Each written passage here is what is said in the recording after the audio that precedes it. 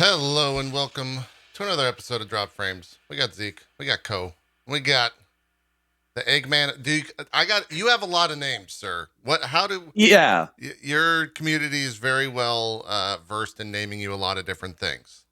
I think it's the benefit of going bald when you're like 19 is you get first dibs on all the bald nicknames, like Egg, Q Bald, Agent 47. You know, it doesn't matter. It doesn't matter if they're referencing somebody that's 75 years old or like a baby. Like you could be Caillou. Take your pick. Okay. All right. What would you like to be called for this episode? I'll give you your selection. Okay, I think NL is good. That's the one least likely to get anybody memed on by my side of the community, I think. Okay, all right. I have been I've visited your stream and your chat before. I always forget how memey they are. It's great, very memey. Gotta love it. Just spamming the memes nonstop. We're getting already, a lot of. Oh, okay. Now they're spelling it out. Buzz. Now they're spelling it out. We've got NL spelled out.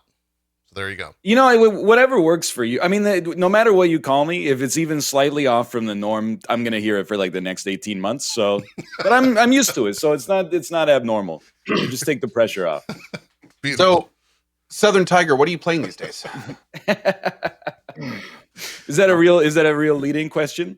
Yeah. No, not really. Okay, I was wondering. I didn't want to disrupt the. Yeah. But I mean, we'd like to know. Southern Tiger. Where did NorthernLion even come from? Where did that name start out? So I, when I was younger, you're trying to think of a username. I'm sure everybody has like a kind of a cringe story about one of their usernames. This just happened to be the one that stuck. My real name is Ryan, which rhymes with lion. And then I'm from Canada, which is the north. So I just put it together. And apparently, it must have been like a pretty good name because apparently, 5 years later, I found out that there's also a like gold mining company in Canada that's named the same thing, and they probably got there first. So I'm trying to keep that on the down low. But okay, we won't talk one about day that anymore. One day it'll come for me. Yeah. Hopefully by then you can buy them. Oh yeah, we'll see. Own a mining company, gold mining company. Nonetheless, it's real money there.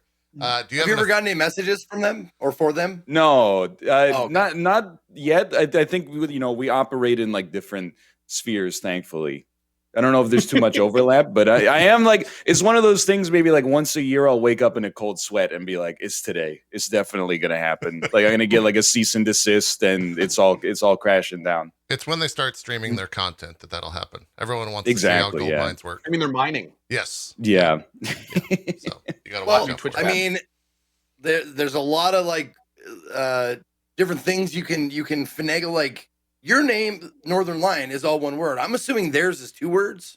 Sadly, 1 word. Oh God. Yours is 1 word too. You're fucked. Yeah. Man. Southern Tiger coming to a stream soon. Yeah, it's a problem. And then like another time I got a piece of fan mail to our PO box and I opened it up and it was actually meant for Ryan's toy review. So there's all sorts of like brand confusion that's going on right now. It's true. Ryan's toy review, giant on the YouTubes.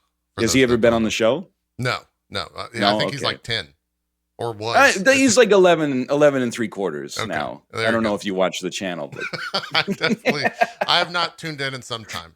Maybe when he gets some more Transformers toys, I'll tune in. He gets that one that like auto more. By the way, Zeke, did you see that? The Transformer that they put out that automatically changes by itself and it has voice lines. Did you see this?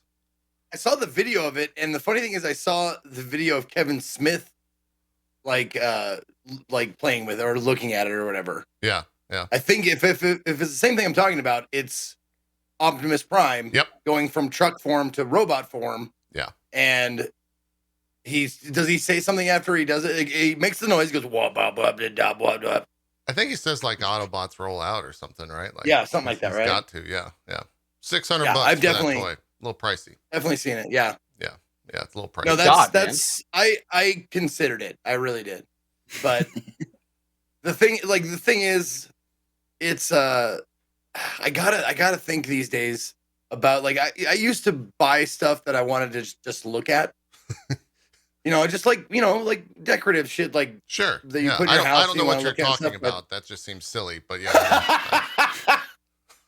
I bet you go downstairs in your fucking undies and you put on that Thanos glove and just like snapping everywhere. We don't talk about my OnlyFans content, Zeke. Okay, you gotta pay to see that.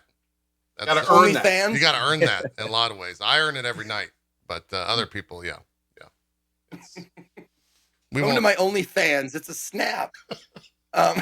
I'm sorry. I know that was terrible. That was some say terrible, some say genius. You know. Well, I don't thin line. I just have so much so many things in my house now. I don't need more things. Like I've got spiders and salamanders and puppies and all that stuff. Like I don't need more stuff. I'm good with stuff. Or gonna flip this on you. Maybe you just need a bigger house. That's true. No, I know. That's definitely true. And we are definitely discussing buying this property and making our house bigger. But we're not talking about me. I want to know about NorthernLion. No. Well, So I was Zeke, just where thinking. where are you currently living, Zeke? NorthernLion. We'll talk to you in a second. Zeke, where? Yeah, no worries. I'm here for the real estate chat. I'm for it. You have a lot of real estate. Is that your second gig? No, we have a house, but like, not anything else. It's crazy. Like I live in Vancouver, BC, and things are like just outrageous. Live in the Cohh? I Oh, do, God. yeah. Now we have a mutual friend who said the Cohh is not used. Is this a real thing? Is that a real term? Yeah, nobody calls it that at Okay. all. No, Okay. of course not. No, it's not. I've never heard it in my entire life. I was just being now polite, you have, honestly. and now it begins. Yeah. The Cohh. Oh, I love it. I'm just going to refer to it as that from now on forever. Because that's two people that live in Vancouver that Zeke has introduced that to, and they've hated it. They've just absolutely. I'm planting seeds, man. I'm just planting seeds. I'm gonna see if they'll grow. Yeah. Not very cheap though when it comes to the real estate in the Cohh, is it? It's. I don't know what place you're referring to, like we call it Vancouver here, but I think maybe it's one of those things that like people from outside of the city say, and then when they come into the city, they're like, nobody calls it that. Sure. Yeah, that makes sense. Well, you've been maybe even doing this longer than the three of us. When did you start the whole content creation thing? It's been a while, right? Yeah, I wanted to know the origin story. Sure. So basically, in 2010, I graduated from college and I was gonna start teaching English as a second language in South Korea. And then the job that I had lined up, it's not a great job. Shows up and just already thinks he's better than us. Going to if South anything, Korea, it's a mark of personal shame that they would consider me qualified, even though I had a degree in biology instead of English or teaching or any experience working with kids at all, or being outside of my home country for more than 2 days. But the job that I had fell through. So I had 3 months between that job and the next job that I lined up. And I was just like, maybe I'll start making YouTube videos. I loved watching Giant Bomb. And then a little earlier than that, the, Angry Video Game Nerd and stuff like that. Mm-hmm. So I started making my own videos. And then while I was in Korea, I did that during my downtime. And it reached the point in late 2011 where I was able to make as much from YouTube as I made from the teaching gig, which was honestly not that impressive, but in 2011 was unbelievable, unheard of. So I told myself I'll give it a year of full-time work, after I moved back to Canada to see if it would stick. And pretty much it's stuck. We're here almost 10 years later, and it's crazy. The business has evolved to such an absurd degree, as I'm sure you guys know as well. It's weird being old in the content creation it's business. A little Well, strange. Yeah. Minecraft streamers that are 16, 17 years old are popping off. I feel like I'm 90. Yeah. I oftentimes will browse the Twitch directory at 9 p.m. and you're right. You see a 80,000 viewer Minecrafter that 17, 18 years old, you're just like, who the fuck is this guy? What the fuck? Where the fuck did this person come from? And they're speaking a different language of hip hop terms you've never heard, and they're not even paying attention. There's nothing on their screen. It's just three of their buddies yelling at each other in It's oh my god, dude. It's like what? It's another world. Chat And you again is like walk an in and alien you're language. like, "Hey guys, remember snap bracelets? Yeah, right. Remember those? Does anyone want to play Pogs? Yeah. I got a slammer. I got a Yeah. nice slammer. If you want to play." Well, if you would have I said feel like I really Pokemon, should have they said would have all of that kind of like, and you don't know what they're saying, and they're waving their bing bangs and their flip flops in your face, and it's scary. There's a lot. It's a What I'm like- videos scary time. did you start off making? So I started the thing that really like hit for me first was when Super Meat Boy came out. I was like, oh, I really want to play that like at launch. And back in the day, there was like no competition whatsoever. Like if you made a video of a game like Super Meat Boy within like a week of its release, you were the only person that covered it. You know, everything else was like in blogs basically. So I think like a lot of my, you know, success in those early days was just being there. And then a game like Super Meat Boy or like, you know, the Binding of Isaac, when the Flash version came out in 2011, they got popular. People came to YouTube to search for it, and then they just found you because there were only like 5 people playing it. Yeah. So it was pretty much like Let's Plays early on. And I did, so for, you know, this is ancient history now, but I was signed with Machinima back when they were like the second largest channel on YouTube. Yep. And I had like a director contract, so they published some of my videos on the main channel. And I did like kind of like Let's Play mixed with angry review style for games that were bad, like, you know, the Gordon Ramsay Hell's Kitchen game for PC and Pimp My Ride for Xbox 360 and stuff like that. But obviously, like, that's, you know, Do those videos still exist? Can you still no, they watch- got deleted when Oh. the Machinima channel got wiped out after they got bought by, I think it was WB. Something like that. Yeah. Some company. Yeah. Well, that's a shame. I was going to pull them up and take a look, but lost to time. Dude, it's a little cringeworthy. I mean, I feel like everybody, like, if they watch something that they did 10 years ago, you know, you're a different person and the world's a lot different, and you were probably using like much worse technology as well. But yeah, like I'm kind of glad they don't exist. I think it's nicer for me to not be confronted by those memories. Yeah, you're past demons for sure. Yeah, For sure. exactly. Were they in the vein of like Let's Plays, or were they reviews, or? So the first, like, there were 2 seasons because it was a pretty serious production, even though it was just me and a laptop, like, laying on my bed in South Korea at first. But the first season was more like find a bad game, play it, and then cut up like 3 hours of footage into the best 15 or 10 minutes. And the second season was more like review style, and everybody hated it. And then we just stopped making it, basically, is what happened. There you go. That makes Gotcha. sense. A lot of I think your community is in my chat, also in your own chat. They want you to tell the Markiplier story. What's going on with this email that apparently you missed? All right, you shouldn't submit to their demands after all right, this, all right. because No more, it's chat. No more. But yeah, so like I used to post on the Let's Play subreddit on Reddit, and you know, like, as I was getting some traction, I was passing on like tips and making posts about like, here's what's worked for me and what hasn't. And then maybe like 6 years ago, I was just scanning my like email inbox, and there was an email from Markiplier, like, before he had become particularly famous, that was like, hey, I just want to thank you. Like, I've started using some of the tips from the subreddit, and like, things are starting to take off for me. And I think it's really cool that you like posted that. And I just did not open it or even come close to replying or anything like that. And then found it years later, and was like, you know, but I don't see it as like a missed opportunity. I'm more like, oh, that was just me being like super impolite. I'm sure like I saw it and I was like, what is this? And then I just like went to bed. You got to respond to that email like today. I'm waiting until he peaks, and then like when he gets invited to like the White House or something, I'll be like, oh, sorry, just found this. I thought I replied back in the day, and yeah, you know, sure, okay, all right, that's smart. That's smart. It should work out. But no more demands, chat. We'll continue on. We've got things about a dog story, about dog jokes. Just none touch of that. those. We're Yeah, not yeah. going to touch any of those. We're just going to continue on. I am now interested in dog stories since I have them. So yeah, if you okay. feel like divulging anything, I'll tell you in the back channel. I'll send you a Okay, DM on sounds Twitter good. or something. We got a Slack channel set Sounds up. good. You guys can hang Yeah, out. sure. And hashtag dog. Now out I'm there. really intrigued. Yeah. It's Yeah. not that special. It's just Yeah. the dust in the wind. Yeah.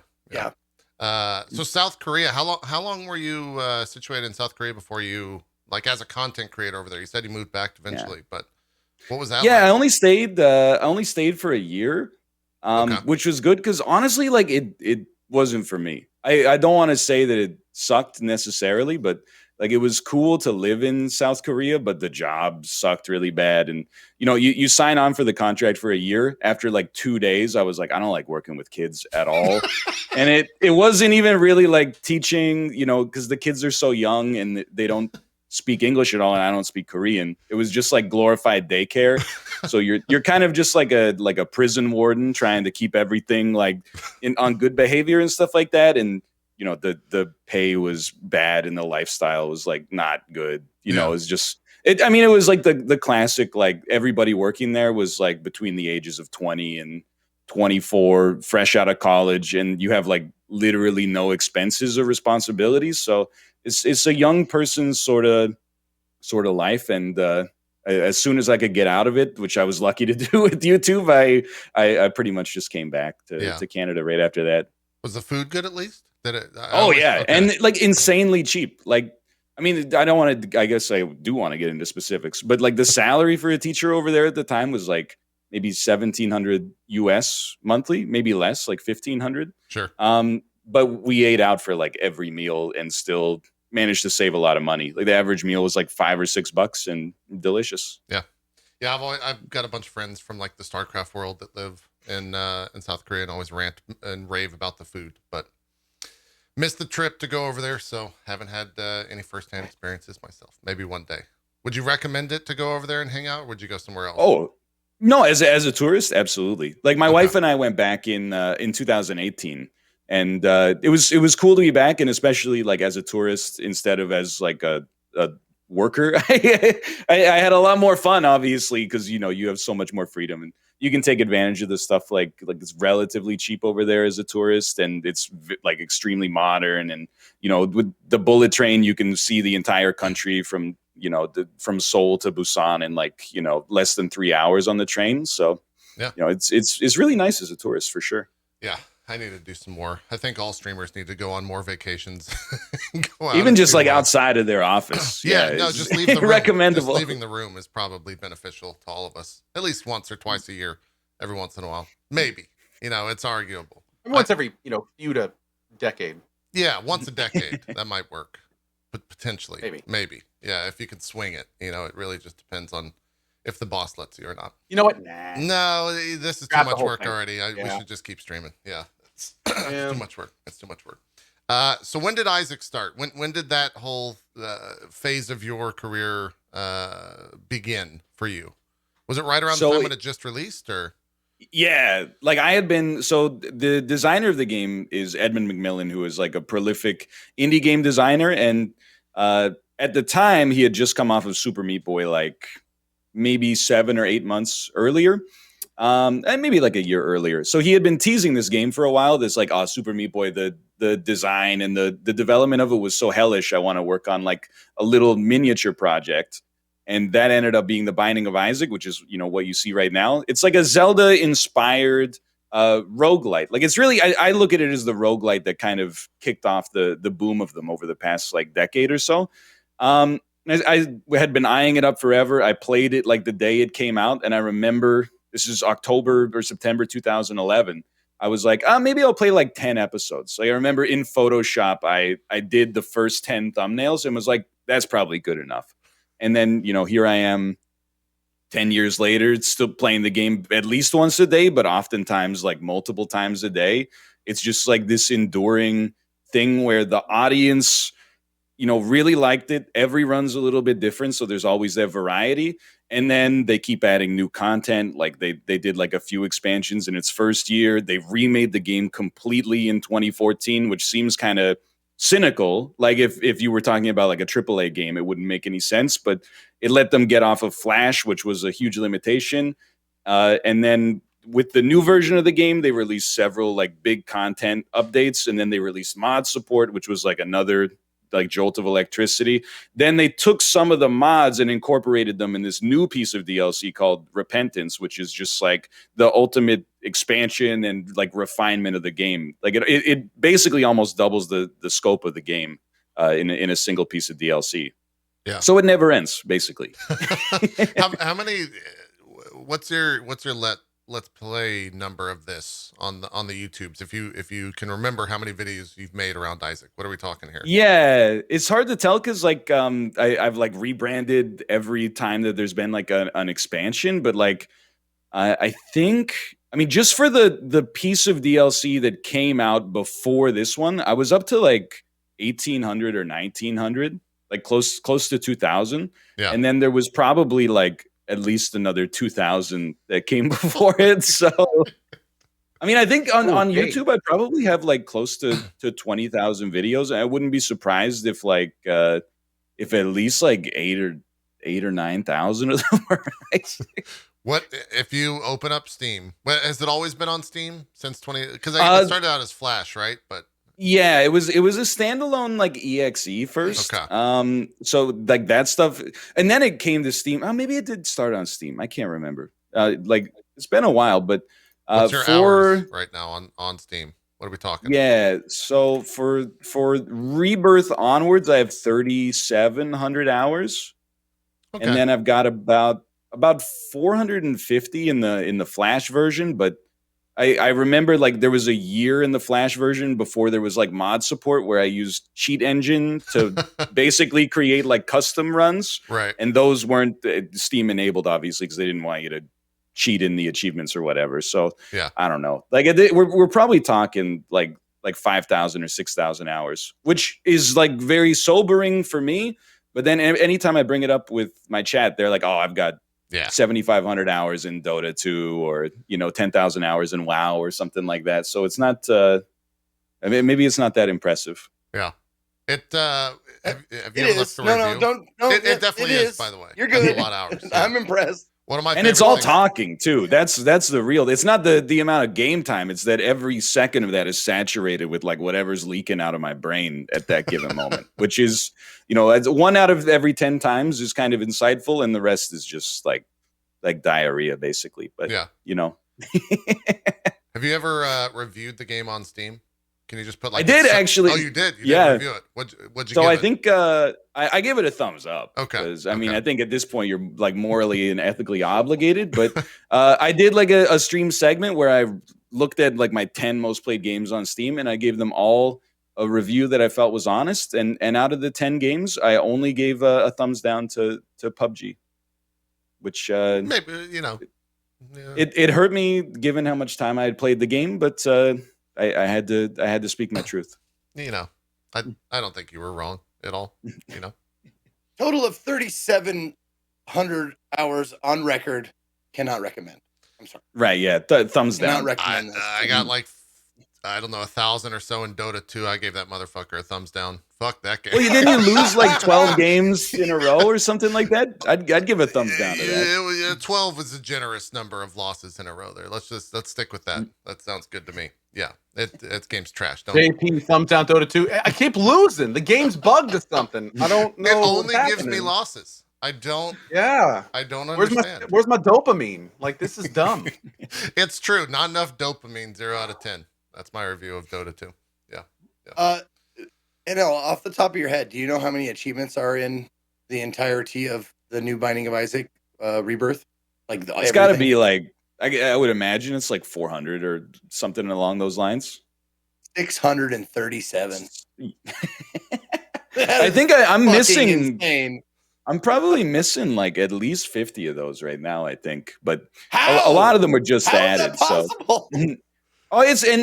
so here's the thing. Like the way that the game works is like, if you're the kind of person that gets that dopamine from filling out like a to-do list and crossing things off, you just get lost forever. Because there's like 12 different ways to beat the game, and they've been added progressively over a decade. And then there used to be like 15 characters, so you can just do the math there, and you're like, that's a minimum of 200 runs or 250 runs at like an hour each. if you never lose, but you're obviously going to lose. And then on top of that, they basically just doubled the roster in the game. So then you can multiply all of that by 2. And they made it substantially harder. So you're going to lose a lot more often. So there's like, to get all the achievements in the game is like a minimum like 4-digit floor in terms of hours. Probably more like 2,000 or 2,500 hours, I would guess. It's a lot. It's a lot. I think out of the 3 of us, Zeke, Cohh, have you played a lot of Isaac before? I have not played admittedly a single minute of Isaac. So I might be the outsider. Played a pretty good amount of it back in the day. Not like a huge amount though. Yeah. Probably like maybe 20-ish hours, 30-ish hours. Okay. It's a great game, a lot of fun. Zeke, what's your hours logged? On the original Isaac, I have 224 hours played. Okay. That's a lot. All right. The original Isaac. On Rebirth, it's not. I don't have many hours on Steam because I think I played more of it on my Switch.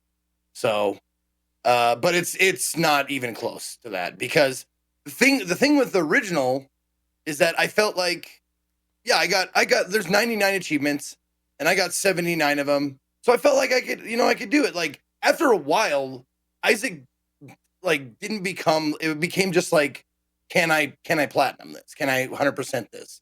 Because after you like unlock everything, and you still like the game, like you've got to give yourself like randomizers, like that kind of shit. You got to give yourself challenges, and that was my like challenge at the time was just seeing if I could get all the challenges done, get all the achievements, get all the whatever. But yeah, so I have not played a lot of the new one of Rebirth. Okay. Gotcha. So I don't know. how It's too complex. There's too much shit. You know how they say time flies when you're having fun? I actually have 142 hours, it turns out. Oh. Hey. All right. You don't realize it, do you? All right. Kind of makes the time go by there. Well, let's do this, NL. For someone that has not a single minute logged in Isaac, what is Isaac? So Isaac is kind of like the prototypical roguelite where throughout the course of these like encapsulated runs, like every run is its own thing. It's not a story driven game to that extent. You accrue various items and abilities that change your run. They make it stronger usually, but sometimes they make it weaker. Sometimes they make it wackier. And the basic platform of the game is super simple. It's just like top down, WASD to move, arrow keys to shoot. That's not really like the meat and potatoes of what makes the game enjoyable. It's all about the fact that there's 600 items in the game, and you don't necessarily need to know what they all do right off the bat. But the fun of it is, hey, like I need this kind of item, I got it, against all odds, and then every other item in the game has a chance to interact with that original item in such a way that it creates something that you've never seen before. So like some of the things that you can get are items that like they turn your shots that you can see on the screen right now into like laser beams. And you're like, that's pretty cool. Now I can shoot across the entire screen. I can shoot like through enemies and do more damage to enemies behind them. And then you'll get something that's like, okay, now my shots are heat seeking or homing. So then instead of just the straight laser, the laser will like do calligraphy around to hit every enemy in the room. And you're like, that's really neat. And then, there's another item when enemies die, they all turn into spiders. So now you've got this calligraphy laser that turns enemies into spiders that do damage to the boss.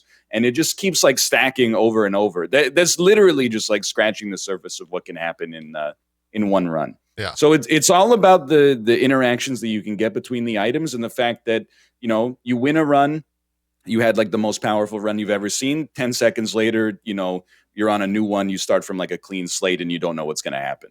Right. What do you go ahead, Cohh. And it's really nasty. Oh, it's gross. Yeah. You forget when you played for like 3,500 hours, like what you can see on the screen right now, I don't even see that anymore. I just like my brain just sees, this is new in Repentance, but my brain just sees the shots now. And then like the item that I get and I'm like, oh, that's trash. I hate it. So what can I do about that? How can I get that item to not exist anymore? Part of the draw for me in Isaac was the fact that it's given to you in very like piecemeal. It's like you start off with just moving and one like little round shot. And then it's just add to that, add to that, add to that, add to that. But you get kind of used to the stuff as you get it because there's just enough time in between to go like, okay, so that makes my shots go faster. Got it. And then next thing is, oh, that makes my shots bigger. Got it. Like that kind of thing. Yeah, So you know, like that was- I think it's like the kind of like something like Diablo 2 or even like an MMO, but like in a serious like microcosm. Yeah. Like the way that you feel powerful when you hit like level 40 and I can finally get like Flame Wall or Blizzard or whatever. It's like that, but instead of grinding for like hours in you're just getting it like, sometimes the first room you walk into, you're like, oh, I just won the game. I got like the most powerful ability. Sometimes you're at like the final boss and you're like, I've got nothing and I've just got to, like what you're seeing on the screen right now is just like insanity. But but once you once you get the patterns down, you can win with worse and worse runs. Like it's really fun, and I think the piecemeal thing that Zeke said is very true. It's also the kind of game you can play it for like an hour, and then before you know it, 10 years have gone by.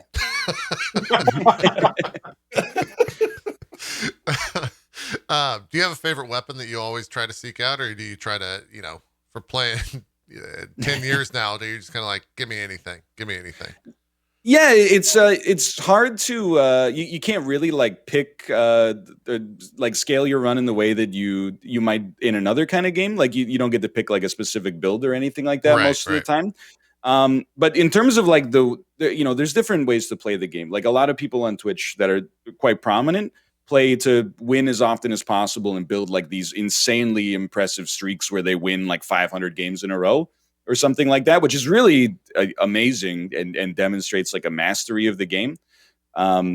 Which again, you're not seeing on the screen right now because this is from a co-op stream. But and then like I'm kind of like I'm on the other side of that where I don't really worry about like my actual level of proficiency. Like I'll take items that might actually make the run less powerful, but they'll introduce some kind of like new mechanic I've never seen before. Like maybe instead of just shots that explode and do a bunch of damage, you can get like an effect that makes your shots pendulum, so they like go out and then they come back to where they started. So you've constantly like got to dodge your own shots and stuff like that to avoid being hit. So I try to build in like for entertainment value because I don't think I can compete on the proficiency level. Sure. The Isaac community, tight knit, kind of has its own niches within it. Like, how would you describe it? I think it's kind of it's strange. There are some people that in the Isaac community that are like super into the lore of the game. There really is like a macabre story at the heart of it about like this broken family and how the actual game mechanics fit into that. There's cutscenes depending on the ending that you get that will reveal lore and stuff like that. And then there's people like me that are just completely like obsessed with the mechanics and even just skip over the emotional core of the game constantly. So sure. I think that it's kind of neat in the sense that it's a game that has different stuff for different people. Like you can become obsessed with it mechanically and play it forever, or you can just be like, I'm interested in finding out the mystery of like what happened to Isaac's dad or something like that. Like it's got that kind of like game theory type stuff on the one side that a lot of the community is into and has never really struck me. But then definitely on the other side, a lot of people that are just obsessed with the minutia of, this should be a 23% fire rate increase, but actually it's 18.5%. And like, we got to talk about this and et cetera, et cetera. Yeah. The basic, if I'm not mistaken, from the first one, the basic gist of the story is Isaac lived with his mother and she was a very religious person. And one day God told her to kill Isaac. And so Isaac hid under his bed. And then eventually, like, you see the levels of the first few levels of Isaac is like the basement and then like, caves and stuff like that. You just keep going down levels and levels underneath your bed, I believe. I think that's true, but honestly, like I'm kind of like I'm embarrassed. Like, yeah, I've seen that's what drew me to it. I love games with like irreverenced, religious overtones, like blasphemy or blasphemous, like that kind of stuff. Yeah, like I jive with those kind of games, Slayer. There you go. And there's a lot of that in Isaac too. Like some of the things you can choose whether you're going to go like take these deals with the devil that cost you your HP, so they make it more likely you're going to die, but they tend to be like very powerful items, particularly for killing enemies. Or you can ignore those, and there's like angelic items that are more. It can still be like good for defense, but you get them for free, and you know they're based on the path that you chose. I mean, there's like endless amounts of divergence that you can get, basically. Yeah. I gotta ask now, NL, what is the NL version of the story of Binding of Isaac? Putting you on the spot. Okay. So like to paraphrase, so Isaac lives alone with his mom. The dad has left for some reason. Maybe he had his reasons, maybe he was forced out. It's a little cloudy. But Isaac's mom blames Isaac for the father leaving, and as a coping mechanism she turns to like televangelists, and then this leads to some kind of delirium or mania where she thinks that the only way to save her son's soul is actually to kill him, and then you're kind of escaping, but also this might entirely take place within your mind, or maybe like your life flashing before your eyes before you actually die. And that's the stuff that I leave up to like MatPat, and I just focus on trying not to forget anything on the floor. Sure, that makes sense. What's with the latest release? I'm sure you're getting a lot of new folks to kind of the Isaac community and people that have never seen the game. What's like the piece of advice you give them for just starting out in Isaac? I think I think you guys are right when you say it's a really complex game to get started with. It's been built on top of itself for 7 or 8 years now. So I think you just got to take it super slow. And the number one thing I guess I would say is like I think you got to kind of ignore some of chat to some extent, because even as someone who's played so much, like I get overwhelmed with the stuff that comes up. You got to remember, hey, do this. You got to drop something here so that you can come back and get it later. And, I think as cliche as it is, like ignoring all that like min-max stuff when you're brand new and just focusing on like, having fun with the game. And if something looks like it'll be cool or you've never taken it before, then take it. Because if you leave it up to like a referendum, people are just they're gonna try to cut all the fat off and just give you like, in my opinion, like the least fun experience of all time. Sure. Focused exclusively on doing as well as possible. So I think just taking it day by day. Yeah, you won't have the joys of things like getting Ipecac for the first time and just killing yourself immediately. Like, yeah, exactly. That's the shit. I think that's what it's all about. Shit. You're like, what the fuck just happened? On stream, or on screen rather. This has been co-op. Is this new in the most recent update, or has this co-op been around for a while? Yeah, so this is new for Repentance. It's not true online co-op. Like you have to use Steam Remote Play to make it work online. But as long as if you've used Steam Remote Play, you know that it's basically kind of, it all comes down to your internet connection. So if you got somebody with a strong internet connection, it's like very low latency. You notice it a little bit, but it's a neat way to play Isaac for sure. I should clarify, like this is co-op in this way was just added. It used to be like almost Super Mario Galaxy type where like one person was a character. Yeah, one person was like a ghost that did like very limited amounts of damage and was just kind of like there to hang out. Now you can play like the way that it was actually introduced in a mod that's kind of been rolled into the default release of the game now, where you can play as like the same character or you could play as two completely different characters. And it's neat as well because you get into this almost like social aspect. Like you can see right there's only one item, but there's two people and you don't share the items that you get. So you got to argue about like, oh, this would work better on you. You can't take this. You can't handle it. Like you won't be able to survive. You'll kill yourself with it for sure. So let me take it. Sure. Or you can get like, sometimes there's item rooms where you get like a choice of two items, but if you have two people and you're well coordinated, you can walk into them at the same time and then you both get to pick them up. So it adds some neat wrinkles that are actually really cool. I think it adds a lot of depth to the game for sure. Yeah. You can't drop items, can you? You can drop like active items. Every character can hold one active item that gets like a charge when you kill enemies and clear rooms. So you can kind of swap those around a bit, but most of the items in the game are passives, and yeah, you can't, once you get them, you're stuck with them for better and for worse. Gotcha. When it comes to streaming and making content around a game for 10 years, what, like, I got to think you got to take breaks from that, right? Like, you got to do other things, but like, how have you balanced that over time? Or do you just like, fuck it, I love Isaac this much? Like, where is your, is that where you're at? Is that, Yeah, I've had like I'm sure everybody that's been in the business for a long time has gone through kind of like an evolution, I guess. But originally, like when Isaac kind of hit for me in 2011, 2012, I was like, well, now that I've like got an audience, I'm never going to give them a reason to leave. So if you like Isaac, then I'm going to make like 2 videos a day. They're always going to be there. And like, I don't want anybody to get out of the habit of like checking my YouTube channel to see what's going on. And I think like there's some truth to that, especially like when you're kind of starting out, but then you're giving people a reason to leave 5 years later when they get bored of the game and they no longer want to, they like, maybe they like your personality, but they're sick of seeing this game for the 10,000th time. right. But even still, like I've released like a new bespoke, like special for YouTube episode of Isaac every day, like without a single break since like 2013 or 2012. What's bespoke?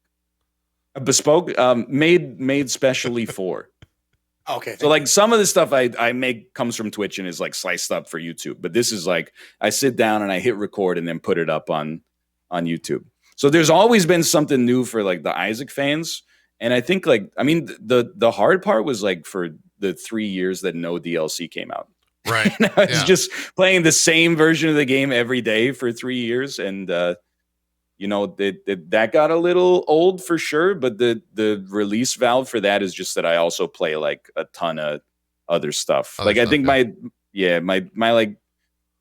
reason I've been able to be dedicated towards Isaac, you know, for that length of time, for better and for worse, is because like I also play, I basically don't like played long games apart from Isaac. So I sacrificed like that sort of niche that I could dabble into. And instead I'm just like, hey, you know, a new driving simulator just came out on Steam, or like there's a game where you can take like a real driving test. So I'll try that for an hour. And if it works, then good. And if it doesn't, then it doesn't. But, you know, it's been surprisingly easy. I think I just, you know, as you can tell, maybe I like to hear myself talk. So that was it was more frictionless than it could have been. Sure.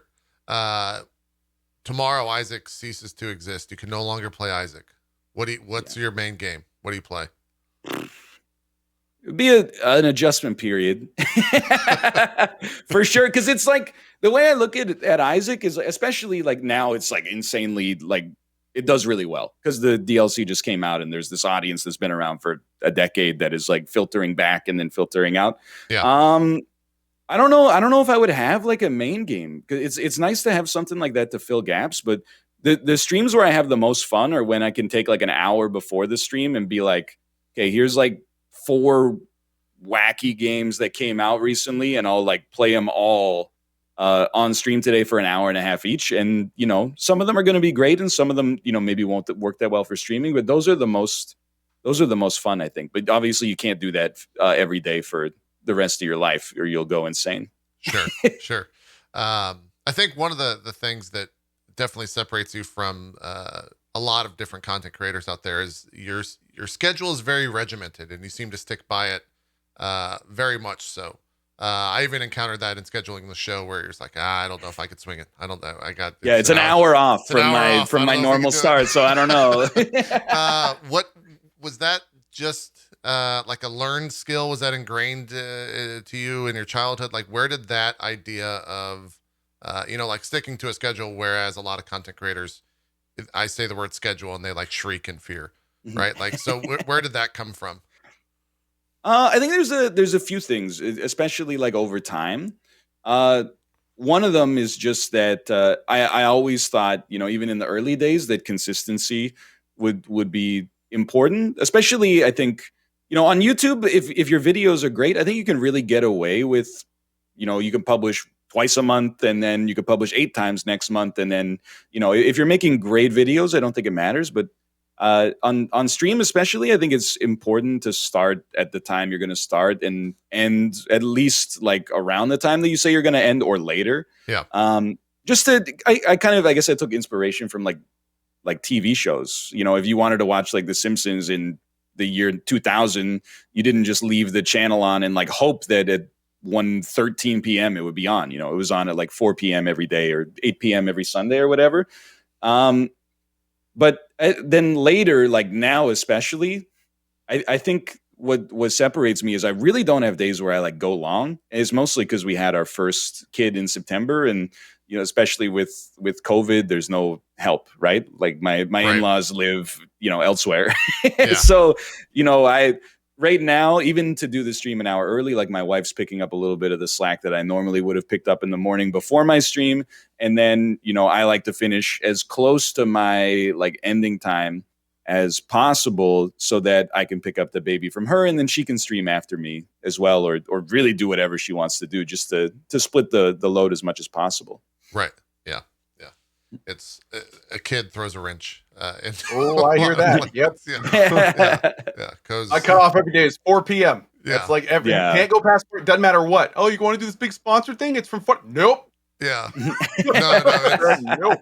As 4 someone p.m., we're who's off on the the receiving end of those Slack messages, it's like, JP, I really got to go at 4 p.m. today. I know fucking around. If you go 3 minutes over, I got a hard out, motherfucker. TikTok, bitch. It's 4:01. I got to go. Let's do shout outs. Yeah. No, I know how that goes. Well, what about some of the other stuff that you do play on stream? Like what have you, community-wise, what have you ventured into that you were a little bit shocked to see do well on the channel, or do bad on the channel that otherwise you thought was going to do well? Well, I guess to start with the bad, and I know we've got like, different viewpoints here for sure, like different experiences, but like long story driven stuff for me never does well. And oftentimes I find myself like kind of losing interest as it goes along as well. Like the first couple of streams of something AAA that's got an interesting story usually like do pretty well and I'm interested. And then you hit that part of the middle that's a little bit more grindy, and I just like, the audience is out, I'm out. Like I don't think it's what people watch me for. Sure. So I played Death Stranding. Admittedly, it was like 2 years after it came out, but it was like I was very open. I was like, this is going to be a trial period for like new story stuff. It's the kind of weirdness that's like up my alley, and you're just bantering the whole time because you're walking or riding your motorcycle around, and I just lost enthusiasm for it super quickly. So I think that's something that's a little unusual to like stick out. It's not a little experiment for sure, but no. Like I've played I've played Skyrim, and I played like The Witcher 3, and I think because of the fact that I like, especially versus a lot of streamers, like back in the day I used to cut my work like 50-50 YouTube and Twitch. Yeah. So it's changed now to maybe like 80% Twitch, 20% YouTube. But when you're streaming like 20 hours a week or 15 hours a week and you want to play The Witcher, it's like a month-long commitment with no side quests, and it just like loses a lot of steam for sure. Yeah. And then the stuff that does really well for me usually is just random, like I'm trying to think, they're not like meme games from Steam, but just unique stuff. Like maybe you guys have heard of this game called Say No More that came out maybe 3 weeks ago. It's a basically like a comedy narrative adventure game about learning how to like say no in the workplace, and it's like 2 hours long. It's very funny, and like that did super well. And there's this other now on my wish list. It's really good. And it's short. Like I would recommend it for sure. And there was this game called King of Retail that is like it's a tycoon style game. That shit. Yeah. You make your own business, and it's a little jank, but it's jank in like funny ways. So I think like stuff where like I can put my own spin on it instead of just like being along for the ride works well. And then the ultimate surprise was like when I started playing chess on Twitch, and I was a competitive chess player in middle school, and then I washed out because it was frustrating. And hold on, I got a question for that, because I know I was waiting to get to this. When you say competitive, chess player in middle school. Yeah. What do you mean by competitive? Like you went to He like was ranked. tournaments, Yeah. like so you were In the ranked in all of US that. Chess Okay. Federation or whatever the fuck it's Basically, yeah. Like I played. I started playing in like our school tournaments, and then I did really well. And then when you win like your school tournament, you go to the regional tournament or like the county tournament, and then you do well. Sure. So and I played in like Monday nights for like 3 or 4 years from 6 to like 11 p.m. I would go to the local chess club in my hometown. There were, people from ages like 8 to 75, and you'd play in these like 3-month long tournaments and stuff like that. So like it was pretty serious. Like I wasn't particularly good by like like a national standards, but I was doing pretty well at our version of like statewide competitions and stuff. But then like back then there was no like reward. Like as bad as it sounds, like you already, I'm in middle school, like I'm trying to cultivate some sort of like social life. Maybe it's not like try to look cool. This was not cool back then. There was no Queen's Gambit on Netflix, and the most prize money I ever won was like I won $60 at a tournament in like 2002. So things have changed to like an extreme degree. I was very hesitant to ever play it on Twitch. I thought it would be like mega boring, but actually it's been really good. Like people really like it. What is like the chess community like? Do you see a lot of does your community and the chess community like vibe with one another? I guess is what I'm getting at. Like, is there a lot of crossover between the Binding of Isaac community and the chess community? I think it's like the chess community on Twitch is like there's like it's the same with anything. I think there's like those old guard purists who are like, I hate the fact that this is getting popular in online communities because, it used to be serious. People used to care about like watching artistic chess and like 2-hour-long matches between two people whose brains are so big, like you can't comprehend what they're doing. You need supercomputers. Exactly. Yeah. Now there's like a little bit of like, there's some meme aspects going on with it, which is cool. And I think like the chess community is kind of being integrated with the overall streaming community. There's not only is there, fun little tournaments like PogChamps and stuff like that, but they're even getting in on having their own bespoke drama and stuff like that. So it's really becoming the sort of thing that is integrated with this landscape, I think, and people are vibing with it, I think. Yeah, we've definitely seen an explosion. Yeah. One thing that is kind of interesting is noticing that like the people that got big, the big creators kind of moved to chess, and a lot of people that were relatively unknown in the chess world have now been like pushed up to that level in some ways, and now their drama is becoming like everyone's drama. Where it's like normally they would probably just do their own little thing in the chess community. Now it's like top of live stream fails, like this guy's DMCAing people, and can you believe what this guy said about this person? And this guy said something about his tactics. How dare he? And it's just like I can only imagine what it must be like for them to get all of a sudden pulled into this world where it's like, you're being watched by literally thousands and thousands of more pairs of eyes. They're just dripping for drama. So yeah. Oh, and they used to be in like a little bubble where like in the 90s and the 2000s, nobody cared about anything, I shouldn't say that, but like nobody, if they were like, oh, you're right, man. Like, listen, that was the grunge, like angsty, like shit, like everything sucks period for sure.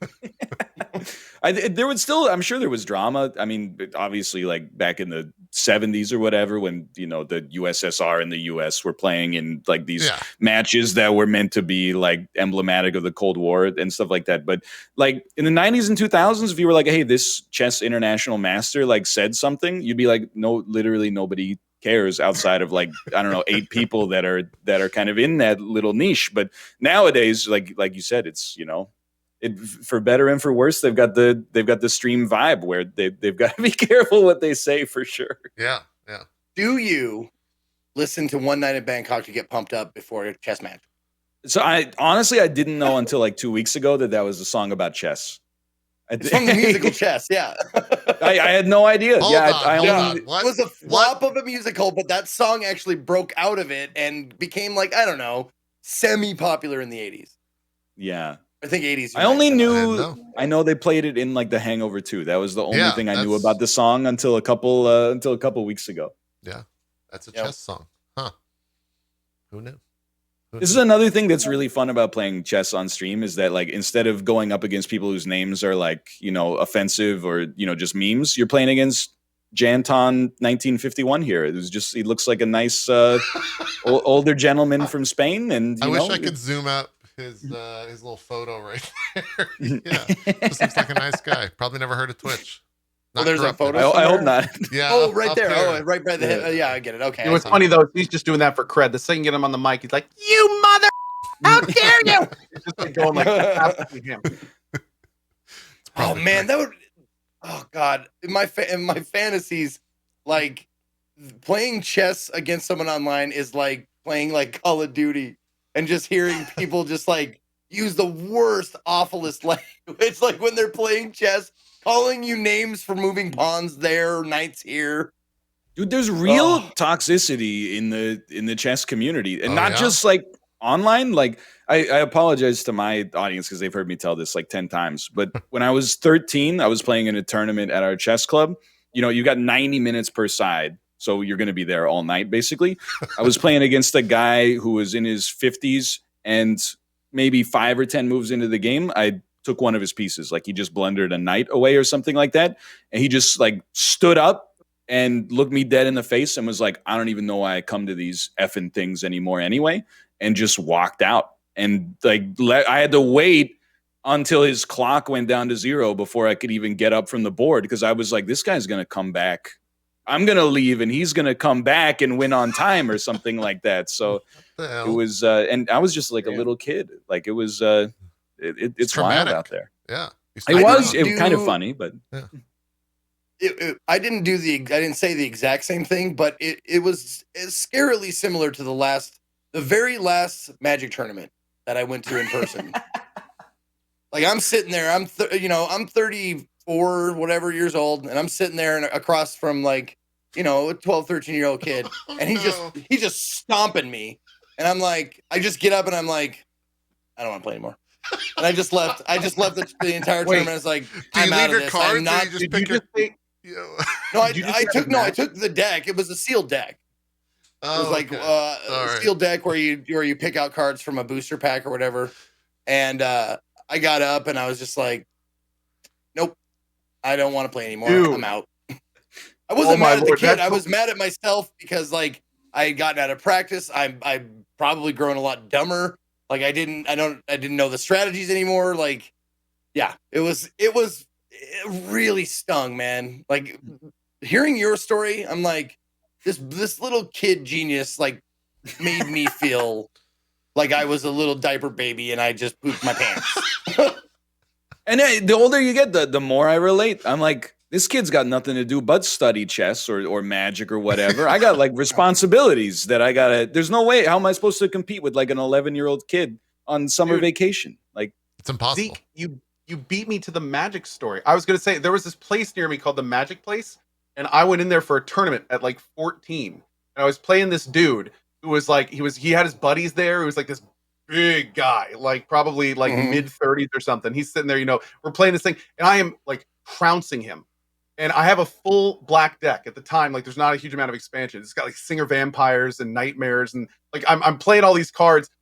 And dude, this guy gets up mid thing, and he doesn't say a word, and he walks over to the person that's officiating it, who's sitting between us, leans down, he goes, "This kid's deck is trash. I don't want to play against this." wow. And I was just sitting there like, and he walks back. He's like, nobody plays a black deck. I mean, obviously, this is what you play if you're trying to like power game the system. We're just trying to have fun here. I'm just like, this is a tournament. So I didn't know that Cohh and Zeke met like years ago. That's crazy. Yeah, Weird. I was waiting for that. Yeah.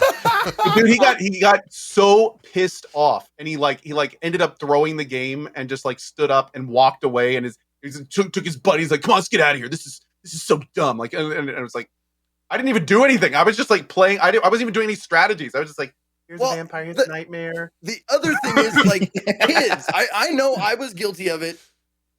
Because I know I was guilty of it, but kids are really bad at being humble or gracious winners and shit like that. So when they're trouncing you, they're trying not to like, they're sitting there yeah. I got you, but they're trying not to. They're really so holding you were it the back ones very that poorly. the kid didn't have mental trauma. It was you. You had mental trauma as this like 13-year-old was shit talking. Is that what you're saying? Yes, Is that what you're that's getting what I'm at? saying. Yeah. Okay. Yeah. Looking All right. back, I may have been like, oh, and here's another singer vampire. Yeah. Oh no, what you gonna do, bitch? You know There what we I mean? go. I mean, That's the maybe, real but story. That's the I real don't story. really remember, but Yeah. it was, Yeah. let's see. Yeah. And every time they remind you about like whatever ping damage that like happens like at the end of your turn or whatever, like, oh, take one health point off for the ping of this blood card. And you're just like, I'll fucking ping you out the fucking window, kid. Random side I thing. can physically eat you. I could eat you right now. I one Like, random I thing. mean, when you're mad, you think of weird. Sure. things. Yeah. No, I don't rage at all at games, so I don't say that shit. just random side thing. I'll never forget about those tournaments. There was this guy that would go around to the tables, and he had one of those like it's not a protractor, but it was like a straight edge like this, and he would go around to the tables, and he would randomly just watch games, and then whenever he'd want to, he'd like spring into action like one of those tennis guys that run across the thing, and he'd put it up against tapped land, and he would be like, okay, and if the tap wasn't perfectly over, then he'd walk over and he'd be like, one life off that player. Wow. What the fuck? So great. Everybody in the tournament, you had to tap it perfectly 90 degrees. And this little dude would just like walk around with this little straight edge. He'd just fly in, just like, check it. Yeah. Okay, right there. Minus one life on him. It's the mall cop thing. It's like you give an average Joe a little bit of authority. Like some people just let it go to their head. Became a fucking tyrant in the Magic scene. It's wild. It's wild. So we went off on a tangent. NL, back to you. Yeah, back. I play a lot of Magic, so like I'm loving this because my community knows like whenever I talk about Magic, I'm like, great game. You meet a lot of characters if you play it in person. You meet a lot of people who will, you'll have a lot of stories. Did you play any of the online version at all? I played I got a little into Magic Online before Arena. Maybe in like 2015 or 2016. Really? How could you stomach it? It was so. I was just I got bit by the bug so hard that I was like, $15 per draft to get virtual cards on this like 1996 app. Like it seems perfectly reasonable to me. And then I got out of that. I played a little Magic Duels, which was like the precursor to Arena that never really quite found its footing. But I played the smallest amount of Arena, but it seems like they finally more or less got it right. Yeah. It is absolutely it's almost perfect. Like it's as good as you can get without, paper cards and stuff like that. It's like I if you liked Magic back in the day, I couldn't recommend it more. It's a lot of fun. However, it's dangerous. Watch your wallet. Yeah, it's dangerous. I don't even play Magic that much. I've done a handful of sponsored streams for them, and I was into the sponsored stream. It's like I could probably just take that money and turn it into cards, right? Like that's okay. That's a normal thing to do. Is just buy some more packs. Who cares? Well, I don't know if you guys have like the same thing happening, but like the older I get, the less I want to play against other people online. No, like when I was a teenager, suck. Yeah, no. When I was a teenager, I just I loved playing games online because your reflexes are like so honed and you got nothing but time for the most part, and you would just easily beat people. Now that I'm older, and especially in a game like even chess, but like a card game is the worst. When I lose to somebody, I'm like, I hate you, and I hate this, and I hate me a little bit. Like, I don't know if you spend more money, or you're just smarter, or there's always an excuse, right? Like, you net decked the tier 1 net deck. I have honor. I only net deck at tier 2 or below, or something like that. Self-found, by the way. Yeah. Yeah. No, it hurt. It hurts. Now I'm like, that's why I pivoted off of Magic to like Slay the Spire, because I'm like, oh, if I lose to the computer, I can live with that. It's not like when I lose to the computer, there's somebody out there going like, hey, I'm better than this person. Ha ha ha. Yeah. Yeah. Dude, how are we not best friends? Like we should be best friends. It's a great game. You're saying all the games and stuff, like everything you've said, I'm just like, yeah. We should get bunk beds. Jeez. No, I'm with you of removing. I say that I'm with you in terms of removing the social element, and then I play like 100 hours of Dota in 2 weeks, and yeah, I was gonna say, yeah. I just make bad decisions. That's ultimately what. Just don't play Dota. That's Well, because when you're chasing that dragon, right? Like when you beat somebody else in a game like that, you're like, I'm smarter than you. Oh, totally. Yeah. And empirically, this proves it. So, yeah. like, it feels great. 100%. When you kill someone with Axe's ult, you feel like a god. And then you do it again, and it's just you're closer to becoming that god. And then a third time in a row, and like 3 seconds later, you actually become a god. And then the next game, you feel like an absolute trash bag, and you're listening to the fucking fireworks Katy Perry song while like crying, and it just the highs and lows of Dota are. It's not good. It's not good. When was the last time you picked up Slay the Spire? Is it recently or is it? So I beat Ascension 20 as all of the 3 characters who were in the game at the time. When the Watcher came out, I was like, I just don't have the conviction to start from zero and learn like the hard lessons that you need to learn. But then I picked it up on Game Pass on the Xbox because I was like, I need something to play on this because there's literally like no games. So and then I started playing again, and I've been having like a pretty good time, but much less hardcore than before.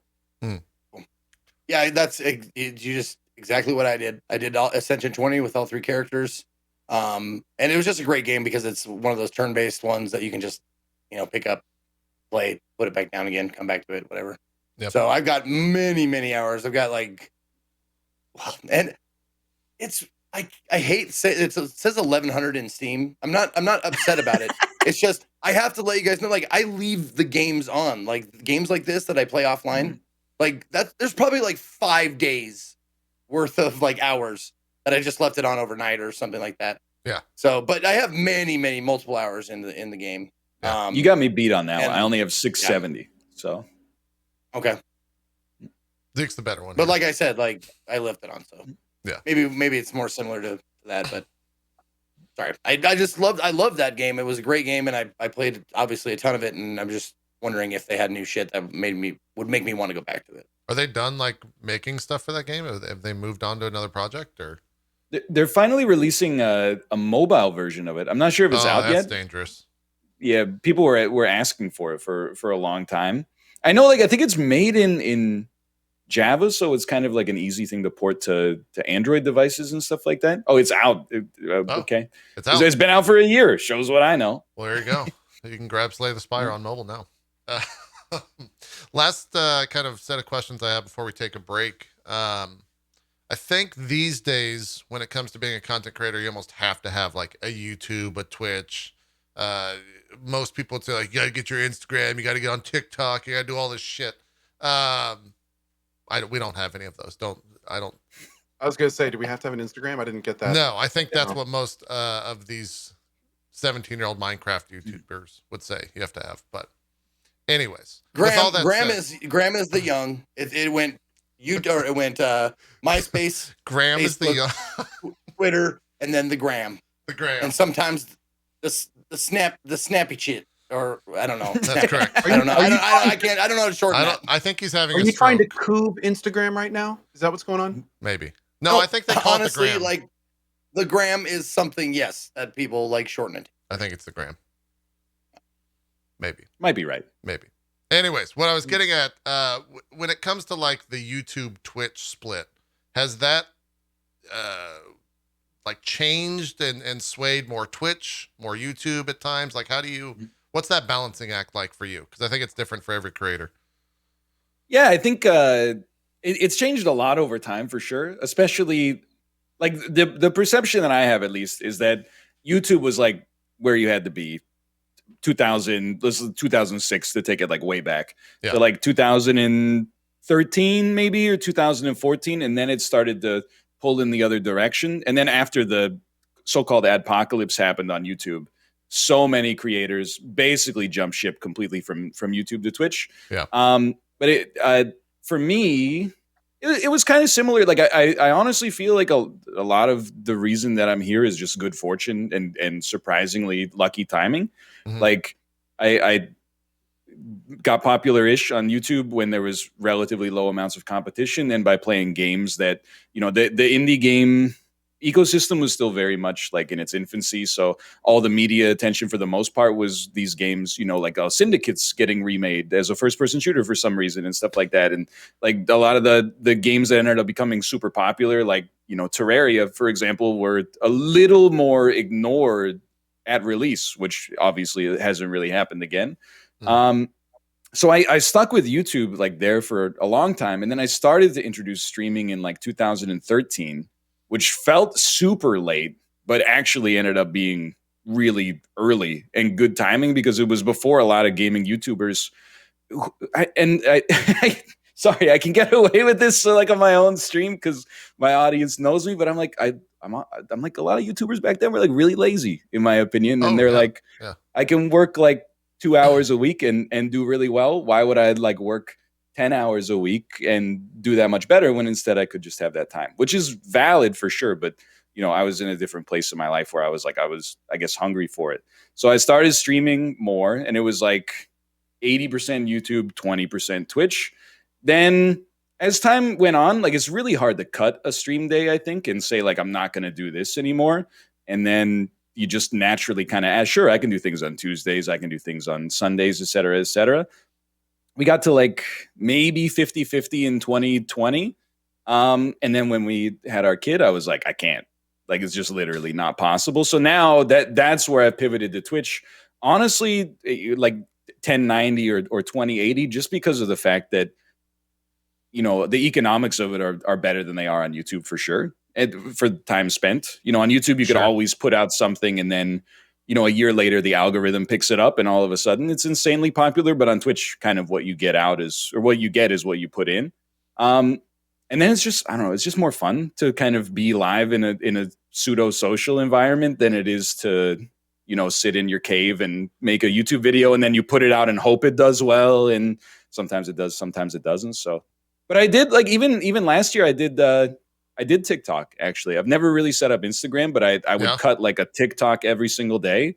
And I don't know if it ever contributed to growth like at all on Twitch, but a couple of TikToks got like 1 or 2 million views, which was crazy for like some of the most viral content I've ever made has been on kind of crazy. TikTok. Yeah, it's the amount of people or bots on it is like, it's out of control. Yeah. You still do it regularly? No, I stopped when we had our kid. It was really like more as we were getting close to the birth. I was just like, time is it's really hard to like, because I was recording a lot too. So I would record like 4 or 5 hours a day. Then I would stream like 5 hours a day. And that's a lot to begin with. And then I was like, oh, honey, sorry, I'm going to be late for dinner. I've got to cut up this TikTok that like 95% of them get 5,000 views, and then like 5% of them just get sucked up into the algorithm, but it really doesn't give you anything anyway. Right. But yeah, I don't know. The struggle for me, and I hesitate to say it because it's almost like self-aggrandizing, but it's always been like being okay with working less, which I think is right. Having a kid has been really positive because you're just forced. You're forced one way to. or the other. Yeah. I think any sort of content creators that like aren't in a relationship or don't have kids definitely don't have that pull of like, hey, you should work less. Like you should probably step the fuck away from a computer every once in a while just for your own sanity and mental health. Well, I mean, for sure. And if you come from a background where you're kind of used to traditional working, where it's like no matter how hard you work, you're always going to get paid the same amount. And then all of a sudden you're put in this position where it's like the harder you work, the better the returns.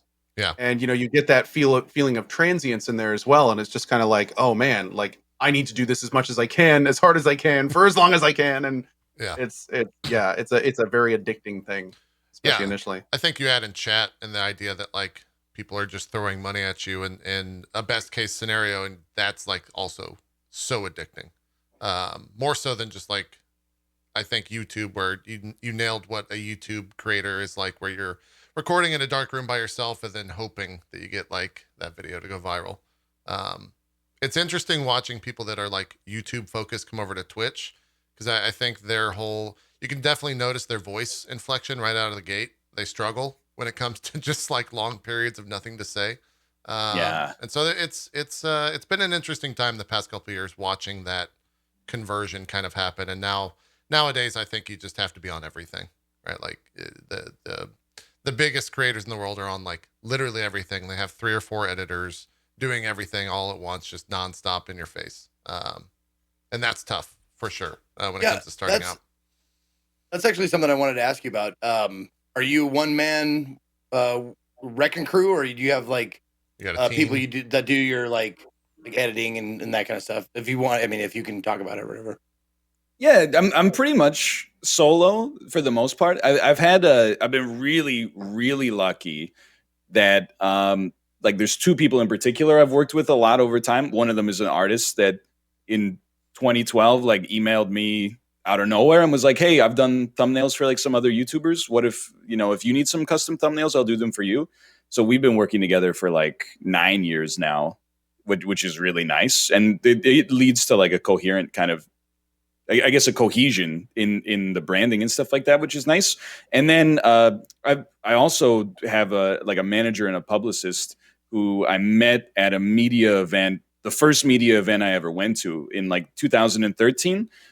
So he handles like emails and sponsors and stuff like that. And it's been like a real load off my shoulders, because otherwise I would just say no to everything or just like never check my email and, miss out on a lot. Yeah. But I haven't had an editor. Like I know a lot of people that do Twitch and then bring it over to YouTube. Basically, it's completely hands off. Like they stream, maybe they put like markers in the content and then somebody else clips it and exports it over. Like that's really appealing, but I don't like, there's a couple of things. One is like, I'm cheap, I think. And then the other one, I don't know. I like having that kind of control, but yeah, I think that's certainly a big thing with a lot of creators is the idea of control over your content is something that's hard to give up. Right. And like, trust. Yeah. Your people that are actually like packaging your content and that they'll do it properly and all that stuff as well. Yeah. Yeah. And not get you in trouble or, have a bad day and like delete your YouTube channel from the internet or something like that is another thing. Worst case scenarios, not commonplace, but yeah, I mean that could happen. That's a thing to worry about for sure. A lot of my fears in this business are irrational, which I think is relatable. So, well, it's this idea that I think we've said this. I think it's even in our break screen of like what the show is about. Like this could kind of all just stop tomorrow. That's the fear, irrational or rational. Like Twitch could just be like, all right, well, you guys can't stream anymore because video game companies don't want you streaming games anymore. They're done. They're not giving you any more free licenses. So bye.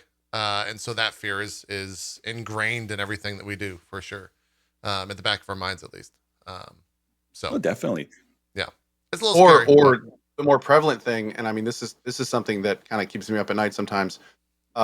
If like a mining company were to take Cohh Carnage.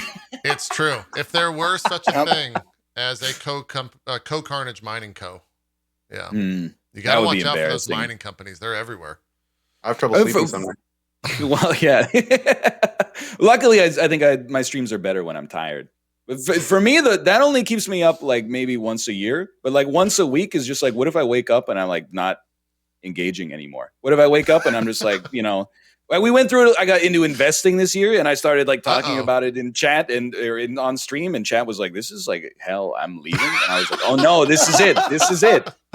Like I got to start watching more anime, or I got to get into something that like chat's into so I can become relatable again. What anime did you start watching? What was the filler? Nothing. Anime? No, nothing? I'm just watching Bloomberg News. It's a spiral. Wait, are you watching the anime of Bloomberg News? Is this something I should catch up to? I'm waking up at the crack of dawn to watch commodities every morning and see what's going on with soybean prices. Nice. What are you invested in? Let's talk about it. I can't go down to that. Okay, all right.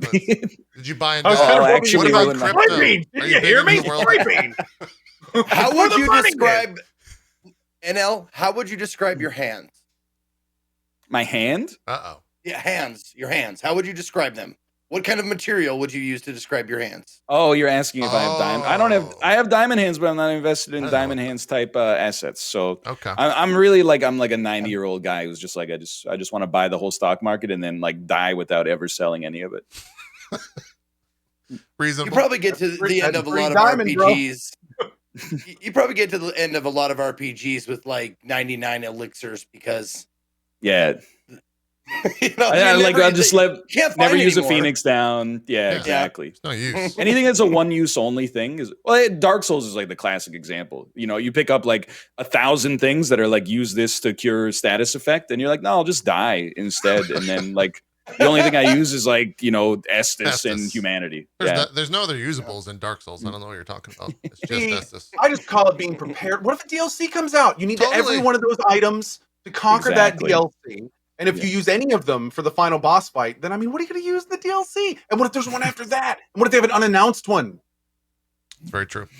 You didn't use your silver coin, did you? Because that's the way you actually access the DLC. Is you put the silver coin in the pool of Endariel, and you're like, oh, son, I got to do New Game Plus now. That's right.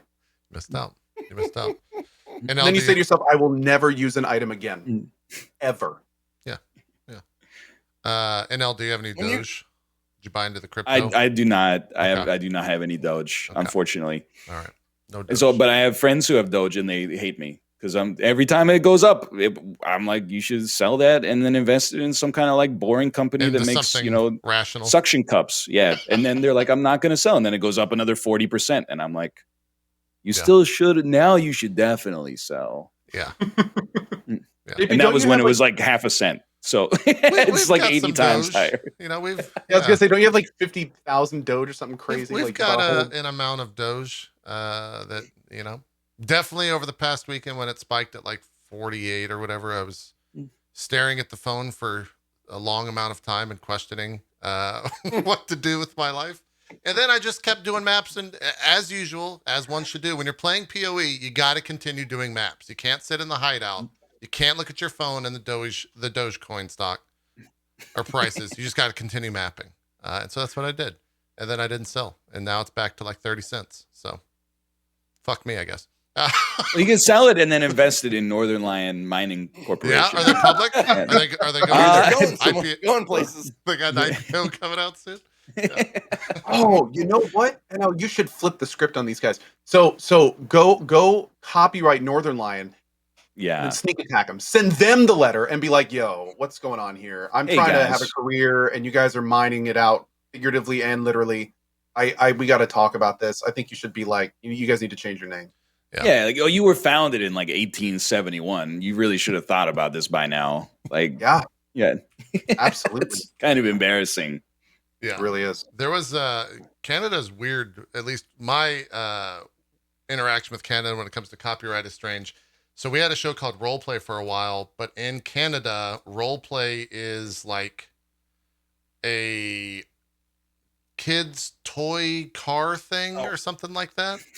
And so we couldn't get the like full copyright thing legally. We had to get like the TV version of it. And even that was TV as it pertains to like board games. We couldn't get into the world of toys, essentially. So I think Canada is just on top of everything when it comes to the copyright game. Honestly, it beats me. But it's very scary for me to hear that we protect our trademarks like that because it probably makes my case that much weaker. But yeah, you might. Well, I don't know what happens when you go Canada versus Canada, right? This is only U.S. versus Canada. So right, yeah, we play favorites that way. It might have been. Yeah. When it comes to stuff like that, it's the only time that I'm like, thank you _ Oh yeah, there you go. Like is I get everything. Like I get all the like Twitter, Twitch, YouTube. Like I'm good on that. Like all my gamer tags, every single fucking thing that I registered for. It's like that's the only time that I'm like that _ is probably what's responsible for that. Yeah. It's easy to secure. Well, cool. I think we're gonna take a break and then we'll come back and talk a little bit of news because there definitely has been some in the past week. And then get into whatever me and Cohh and Zeke have been playing and some other stuff maybe outside of the Isaac world that NL has been playing. So we'll take about a 5 or 6 minute break. We'll come back and continue along with Drop Frames right after this. Don't go anywhere. We'll see you guys in just a bit.